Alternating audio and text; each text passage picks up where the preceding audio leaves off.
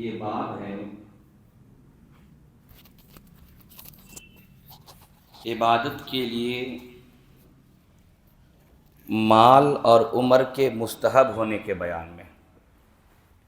مال اور عمر اگر دنیا کے لیے ہو تو بہت بری چیز ہے، مال اور عمر اگر عبادت اور طاعت خداوندی کے لیے ہو تو بہت اچھی چیز ہے۔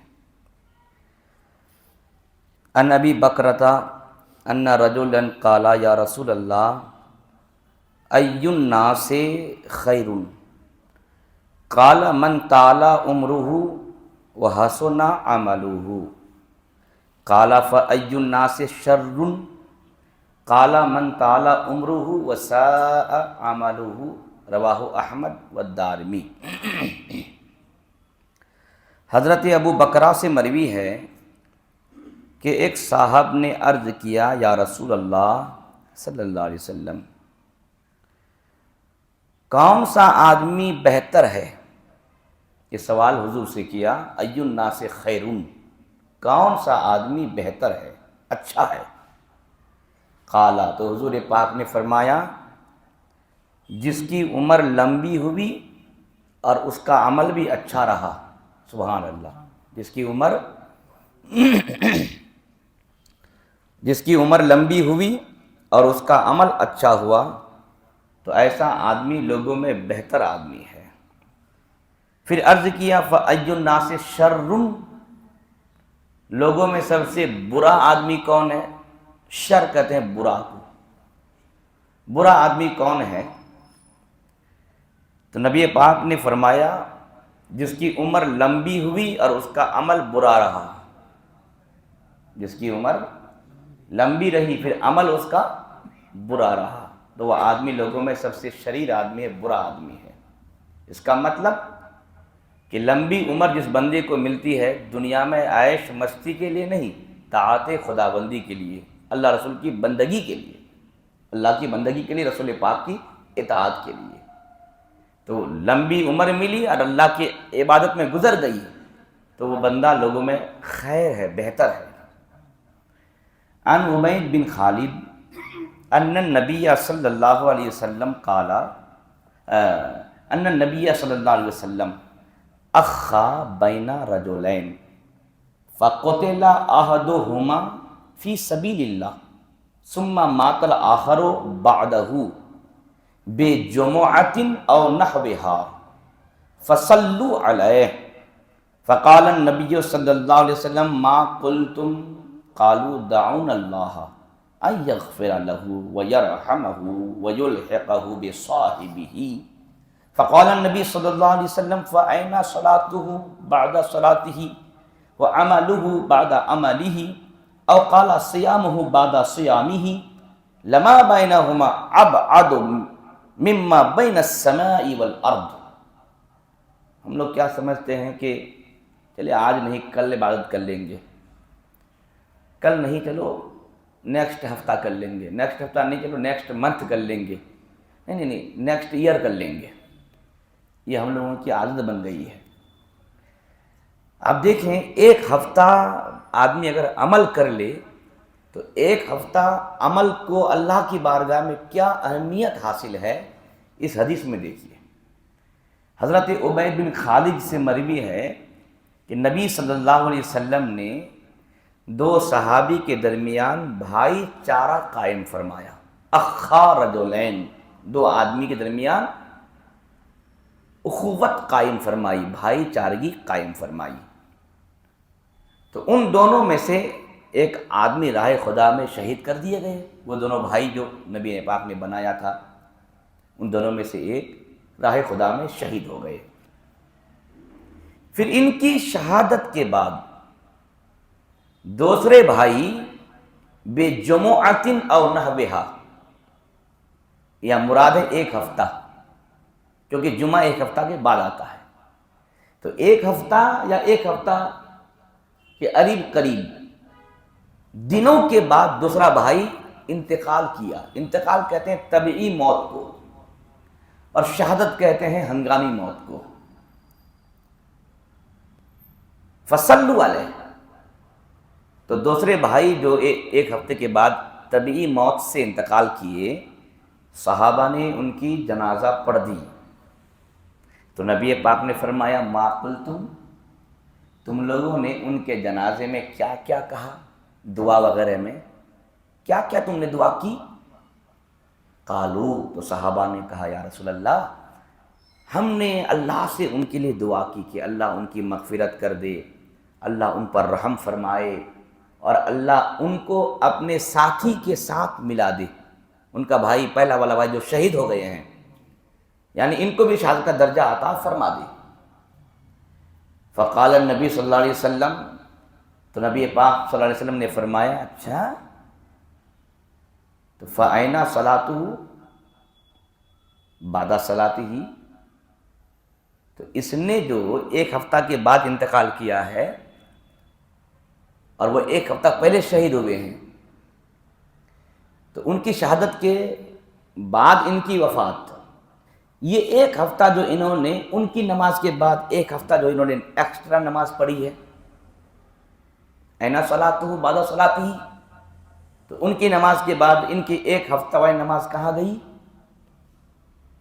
وہ عملہ بعد عملہ، اور یہ ایک ہفتہ والا عمل اس کا کہاں گیا؟ او قال، صحابی کو شک ہو گیا کہ حضور نے یہ بھی کہا ہو صیامہ بعد صیامہ، کہ ایک ہفتہ میں جو انہوں نے روزہ رکھا ان کے روزوں کے بعد پھر یہ روزے کہاں گئے؟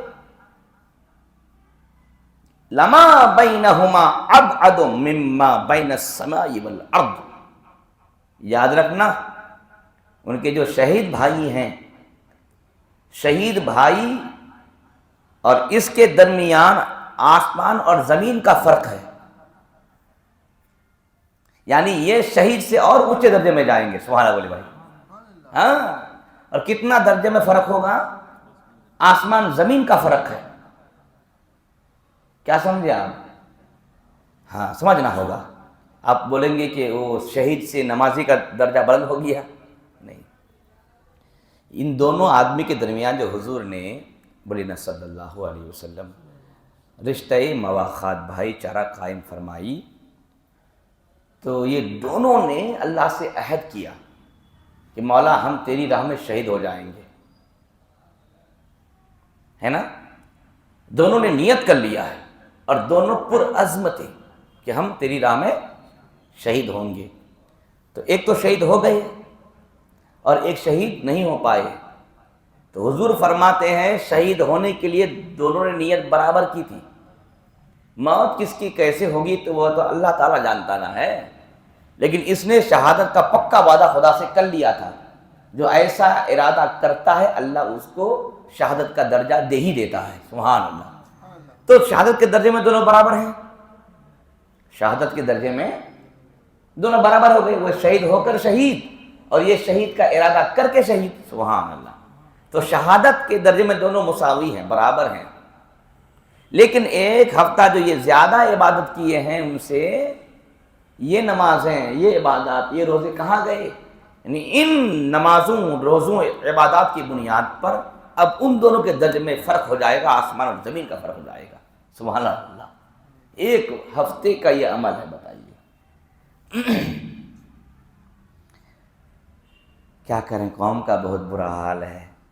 اب اتنی پیاری محفل منعقد ہوتی ہے، دیکھیے کتنے لوگ ٹھہرے، آج تو اتوار ہے، لیکن کیا کریں، خیر یہ ہم اس میں دل چھوٹا نہیں کرتے ہیں، کیونکہ ہم جانتے ہیں کہ ان محفلوں میں بغیر اللہ کی توفیق سے کوئی شریک نہیں ہو سکتا ہے، یاد رکھیے یہ، کیونکہ نماز ہم نے پڑھا ہے، نماز قبول ہوئی کہ نہیں ہوئی نہ ہم جانتے ہیں نہ کوئی اور جانتا ہے سوائے اللہ رسول کے، ہے نا، لیکن ان درس کی جو اہمیت اور فضیلت ہے یہ سب سے جدا گانا ہے کہ آپ کیسے جیسے تیسے بیٹھ جائیں، جتنی دیر بیٹھیں گے اللہ کے رحمت کے فرشتے پروں کو ڈھانپ، آپ کے سروں پر پروں کو ڈھانپ کے رکھے ہوئے ہیں اور وہ آپ کے لیے مغفرت کی دعا کر رہے ہیں، سبحان اللہ۔ صحیح مسلم کی حدیث ہے یہ کہ جو اللہ کے گھروں میں سے کسی گھر میں جو قوم علم دین کا سبق پڑھتی ہے اس پر تکرار کرتی ہے، تکرار مینس پوچھا پوچھی، تکرار کرتی ہے، تو اس پر رحمت کے فرشتے اپنے پروں کو ڈھانپ لیتے ہیں اور ان کی مغفرت کی دعا کرتے ہیں، اور رب تعالیٰ ان لوگوں کا ذکر ان لوگوں سے بہتر لوگوں میں کرتا ہے، یعنی فرشتوں میں فرماتا ہے۔ تو یہ تو بالکل فکس ہے، اس میں قبولیت کی سند آ گئی ہے، لیکن نماز کی قبولیت کی کوئی سند نہیں ہے۔ تو ان محفلوں میں شرکت سب کی بس کی بات نہیں ہے، اور ساتھ ساتھ ہی چونکہ علم ہے اس میں سکھایا جاتا ہے، تو شیطان لوگوں پر حاوی رہتا ہے بھگانے میں، اور لوگ شیطان کے پاس ہار جاتے ہیں۔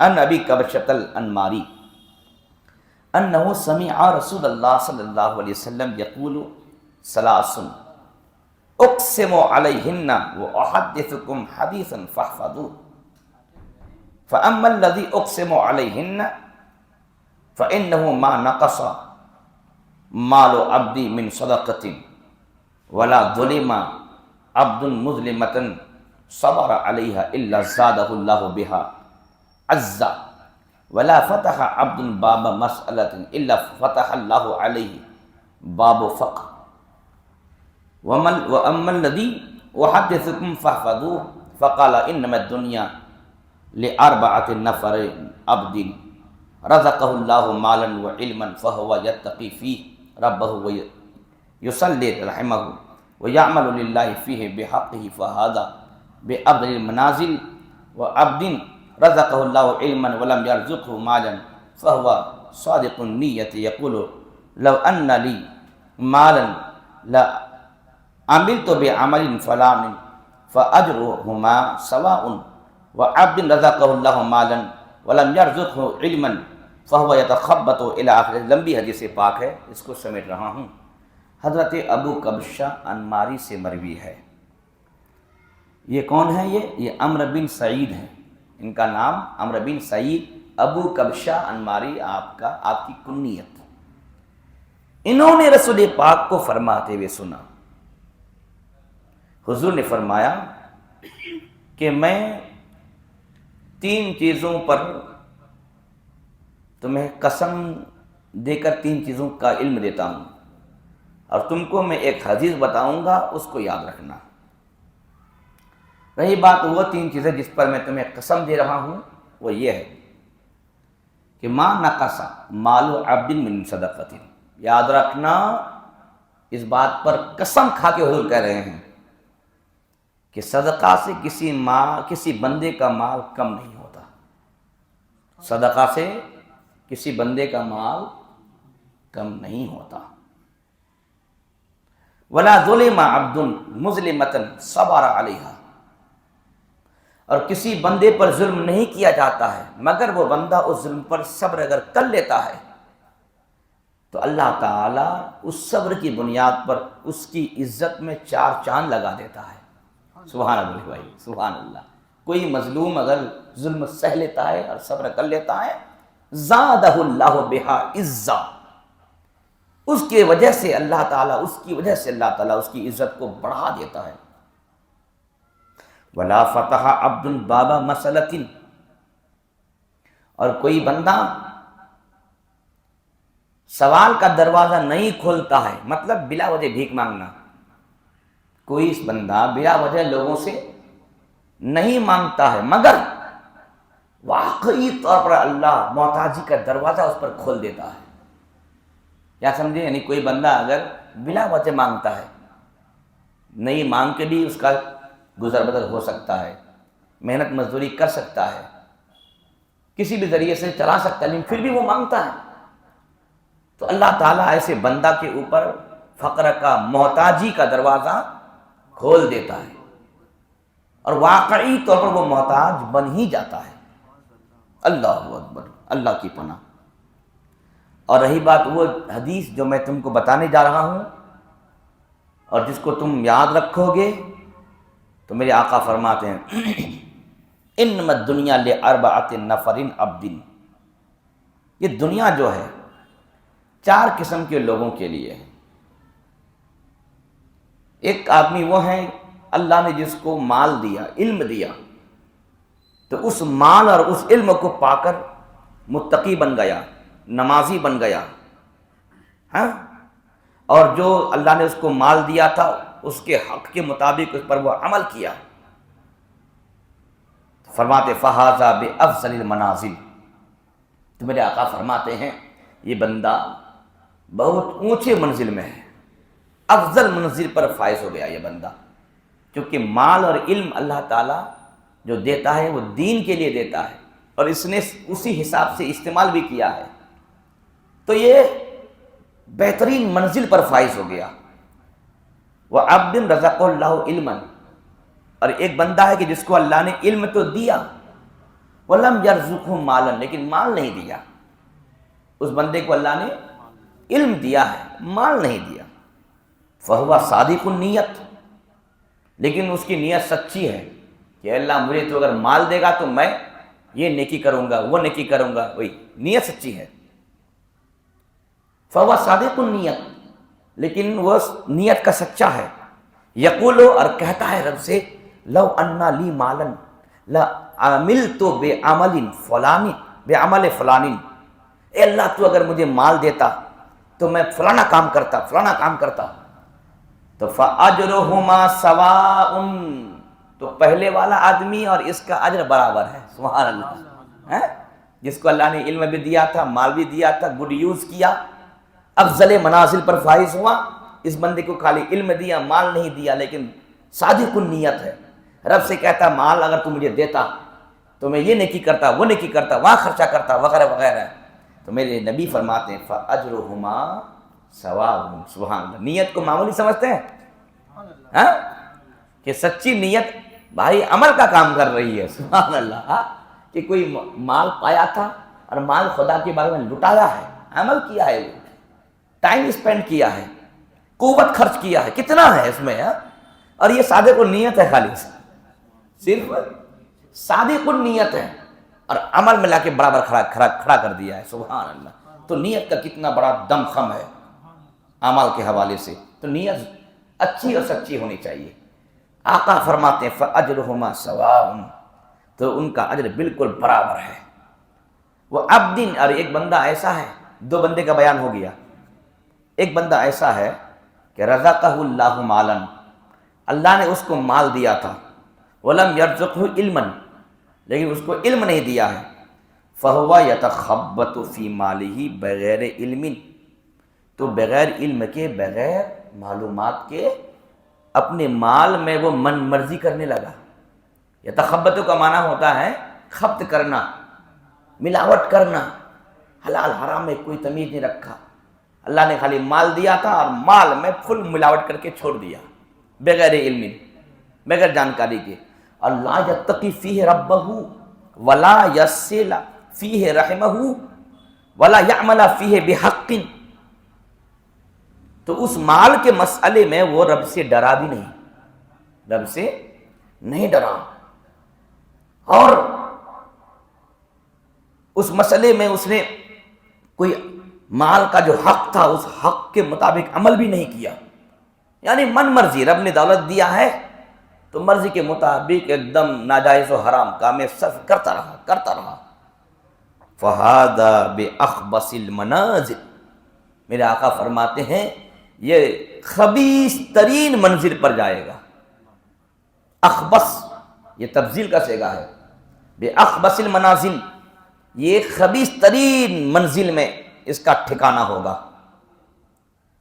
اب چوتھے بندے کا بیان، وَعَبْدٍ لَمْ يَرْزُقْهُ اللَّهُ مَالًا وَلَا عِلْمًا، اور ایک ایسا بندہ ہے کہ اللہ نے اس کو علم بھی نہیں دیا اور مال بھی نہیں دیا، نہ علم ہے نہ مال ہے، کچھ نہیں ہے، فَهُوَ يَقُولُ، تو وہ بندہ کیا کہتا ہے، لَوْ أَنَّ لِي مَالًا لَعَمِلْتُ فِيهِ بِعَمَلِ فُلَانٍ فَهُوَ نِيَّتُهُ وَوِزْرُهُمَا سَوَاءٌ، اور یہ کیا کہتا ہے، اگر میرے پاس مال ہوتا تو میں فلانا، یعنی نیچے لکھا ہے من اہل الشر، تو میں فلانا برے کام میں خرچہ کرتا، اگر میرے پاس مال ہوتا یہ گناہ کرتا، یہ کرتا، فہو نیتہ، اور یہ اس کی نیت خالی تھی، عمل نہیں کیا ہے، تو فرماتے ہیں وَوِزْرُهُمَا سَوَاءٌ، تو آقا فرماتے ہیں یہ تیسرا اور چوتھے آدمی کا گناہ برابر ہے۔ ہاں پوچھئے۔ گناہ جب تک آدمی کرتا نہیں تب تک اس کے اعمال میں نہیں لکھا جاتا۔ سنا ہوں۔ ہاں اس میں یہ بات ٹکرا ہو رہا ہے۔ ہاں بہت پیارا سوال کر دیا آپ، ماشاء اللہ۔ ہاں یہ کیا ہے، ہم لوگ امت محمدیہ ہیں، اور امت محمدیہ میں نیت اعمال و بالنیات نہیں، وہ تو ہے نہیں۔ سوال بہت پیارا ہے، سنیے کہ برے کام کی نیت سے، ہم نے نیت کر لیا ہے، برے کام کی نیت سے گناہ نہیں لکھا جاتا ہے جب تک کہ امت محمدی کا آدمی گناہ کر نہ لے۔ پھر جب کر لے گا تو اللہ کے فضل سے پھر ایک ہی گناہ ہوگا، ایک ہی گناہ ہوگا، 10 گناہ نہیں ہوگا۔ اور اگر کوئی نیک کام کی نیت کرتا ہے تو نیت سے پھر ایک نیکی ہو جائے گی۔ تو برے کام کی نیت سے گناہ نہیں ہوتا ہے جب تک عمل میں نہ لائے، اور نیک کام کی نیت سے ہی ثواب شروع ہو جاتا ہے، بس میں نا۔ لیکن یہاں پر ایک کیا ہے، یہاں پر ہے کہ ایک ایسا بندہ ہے کہ اس کے پاس مال بھی نہیں اور علم بھی نہیں، مال بھی نہیں اور علم بھی نہیں ہے، اور دل ہی دل میں رب سے کہتا ہے کہ اگر میرے پاس اتنا مال ہو جائے ہاں تو میں یہ کام کرتا، وہ گناہ کرتا، یہ کرتا، وہ کرتا۔ تو اس کی نیت کی بنیاد پر یہاں میرے آقا فرماتے ہیں کہ گناہ میں دونوں، بولیے گناہ میں ہاں دونوں برابر ہے۔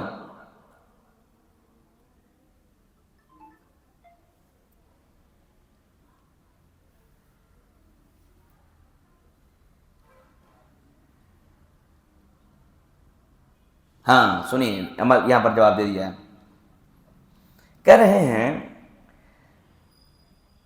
اس نے چونکہ مال بھی نہیں اور علم بھی نہیں ہے، مال رہے گا تب نہ گناہ میں صرف کرے گا، عمل کرے گا، مال ہی نہیں ہے تو عمل کی گنجائش کہاں ہے؟ نہیں سمجھ بات؟ مال ہی نہیں ہے تو عمل کی گنجائش کہاں ہے؟ مال ہے ہی نہیں، لیکن اس کی نیت اتنی مستقر اور پکی ہے کہ رب اپنے علم سے جانتا ہے کہ اس کو اگر مال دے دوں تو ابھی یہ گناہ کرے گا۔ ہاں سمجھ میں بات نا؟ جس کی بنیاد پر میرے آقا کریم اللہ کے کرم سے غیب جانتے ہیں، ہے نا، اس لیے میرے آقا نے فرمایا کہ یہ چوتھا آدمی اور تیسرا آدمی گناہ میں کیا ہو جائیں گے؟ برابر ہو جائیں گے۔ بات سمجھ میں آئی نا؟ سمجھ میں آئی نا؟ ہاں جی الحمدللہ۔ یہ حاشیے میں اس کا جواب دیا ہے اس کا۔ بسم اللہ، ایک اور حدیث پڑھتا ہوں، دعا کرتا ہوں۔ ان انس ان النبی صلی اللہ علیہ وسلم قال ان اللہ تعالی اذا اراد بعبد خیرا استعملہ فقیل وکیف یستعملہ یا رسول اللہ؟ قال یوفقہ لعمل صالح قبل الموت۔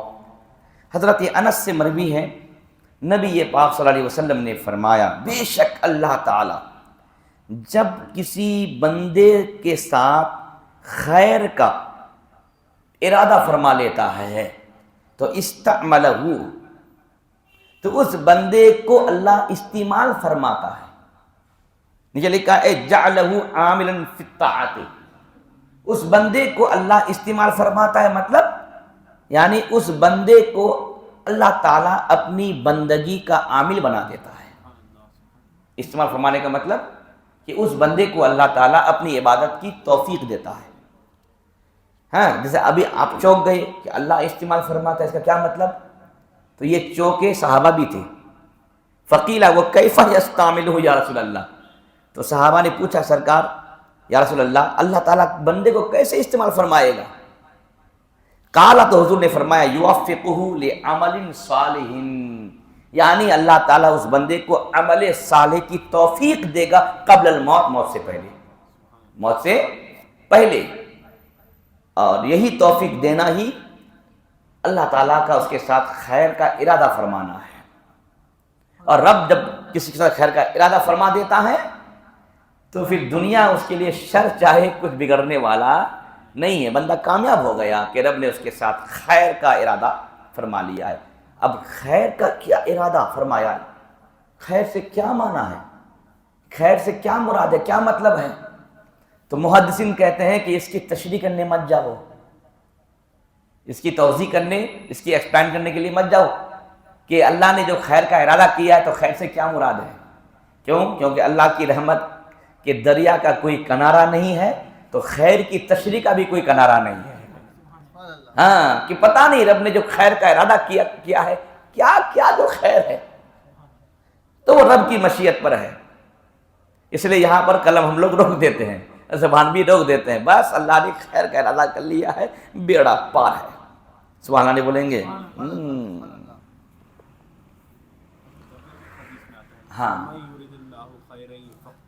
ہاں صحیح بخاری کی حدیث ہے وہ، صحیح بخاری اور پیج نمبر 16 کی حدیث ہے وہ. اور راوی حضرت امیر معاویہ رضی اللہ عنہ ہے. سبحان اللہ بھائی، جن کو ناعاقبت اندیش جہنمی لوگ گالیاں دیتے ہیں. آپ مت بولیے گا پھر آپ نے اس کو جہنمی کیسے کہہ دیا؟ تو ہمیں حدیث کی روشنی میں کہا. میرے آقا نے فرمایا کہ صحابہ کو گالی دینے والے لوگ جہنمی کتے ہیں. حدیث میں ہے یہ، جس نے صحابی کو گالی دیا وہ جہنمی کتے ہیں. تو ایسے لوگ بولتے ہیں حضرت امیر معاویہ کے بارے میں وغیرہ وغیرہ. تو دیکھیے صحیح بخاری میں امام بخاری جیسا محدث کہ جنہوں نے جب کتاب بخاری لکھی، حدیثوں کو جمع کیا، تو انہوں نے ایک اصول بنایا تھا، اور ان کے اصول پر حضرت امیر معاویہ اتر رہے ہیں. سبحان اللہ بولیے. یعنی وہ کسی راوی میں تھوڑی سی اگر کمی ہو، اس راوی کی روایت کردہ حدیث کو مسترد کرتے تھے، اپنی کتاب میں شامل نہیں کرتے تھے. اس کا مطلب کہ امیر معاویہ کو انہوں نے ایسا جانچا پرکھا کہ ان کے اندر کوئی کمی نہیں پائی. پھر ان کی روایت کردہ حدیث کو صحیح بخاری میں نقل کیا، اور نقل کیا تو پھر علم کے باب میں. سبحان اللہ بھائی، کس کے باب میں؟ علم کے باب میں. تو پیج نمبر 16 کی حدیث ہے وہ، امیر معاویہ رضی اللہ عنہ کی روایت کردہ حدیث. میرے آقا نے فرمایا ہے، من یرید اللہ بہ خیرا یفقہہ فی الدین، کہ جس کے ساتھ اللہ تعالیٰ بھلائی کا ارادہ کرتا ہے تو اس کو دین کا فقیہ بنا دیتا ہے. دین کا فقیہ یعنی اس کو دین کی سمجھ عطا فرما دیتا ہے. اور فقیہ بننے کے لیے اب یہ کوئی ضروری نہیں ہے کہ دنیا چھوڑ کر لائبریری میں بیٹھ جائیں اور خالی پڑھتے جائیں تو فقیہ بن جائیں گے. حدیث میں ہے، میرے آقا فرماتے ہیں کہ جس نے 40 حدیث علم یہ مسائل شرعیہ کے تعلق سے، فضیلت کے تعلق سے نہیں، مسائل شرعیہ کے تعلق سے جس نے 40 حدیث یاد کر لی، تو اللہ تبارک و تعالیٰ اس بندے کو محدث یا فقیہ بنا کر کے اٹھائے گا. ہاں تو یہ بات ہے. تو ہمارے آپ کے لیے وہ اپرچونٹی ہے نا، کر سکتے ہیں. 40 حدیث یاد کرنے میں کیا ہے؟ ہاں، دنیا پانے کے لیے اچھا سلیبس کو ہم لوگ چاٹ دیتے ہیں، پڑھ کر کے چاٹ لیتے ہیں، نہیں پڑھتے ہیں. ہاں، تو خدا کی بارگاہ میں ایک مقام حاصل کرنے کے لیے یہ کام تو کر ہی سکتے ہیں. کب؟ جب کہ ناخن ہوش رہیں، سمجھیں، تب جا کر ہوگا یہ. اللہ تعالی ہم سب کو توفیق عطا فرمائے. اللہم صلی علی سیدنا شفیعنا حبیبنا مولانا محمد بارک وسلم. صلی علیہ صلاۃ و سلام علیکہ یا رسول اللہ صلی اللہ تعالی علیہ وسلم. پروردگار عالم، تیری بارگاہ کریم میں سرخ روئی حاصل کرنے کے لیے، تیری رضا کے لیے، تیرے نبی پاک کو خوش کرنے کے لیے، عمل، مال اور عمر جو طاعت و بندگی کے لیے ہو، اس حوالے سے تیرے پیارے حبیب کی حدیثوں کو ہم سب نے پڑھا سنا.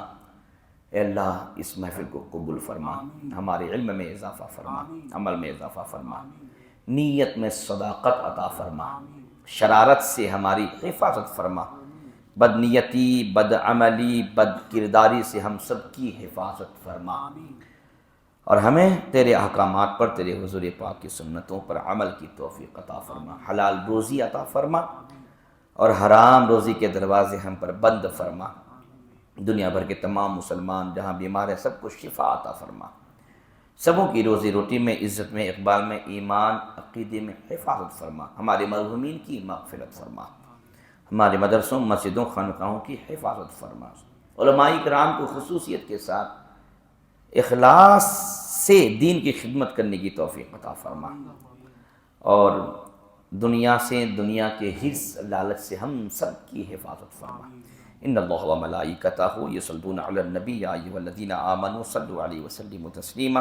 اللہم صل علی سیدنا شفیعنا حبیبنا مولانا محمد بارک وسلم، صلوا علیہ صلاۃ و سلام علیک یا رسول اللہ صلی اللہ علیہ وسلم برحمتک یا ارحم الراحمین بحق لا الہ الا اللہ محمد رسول اللہ۔ سوالات جوابات ایک 10 منٹ کے لیے اچھا اجازت ہاں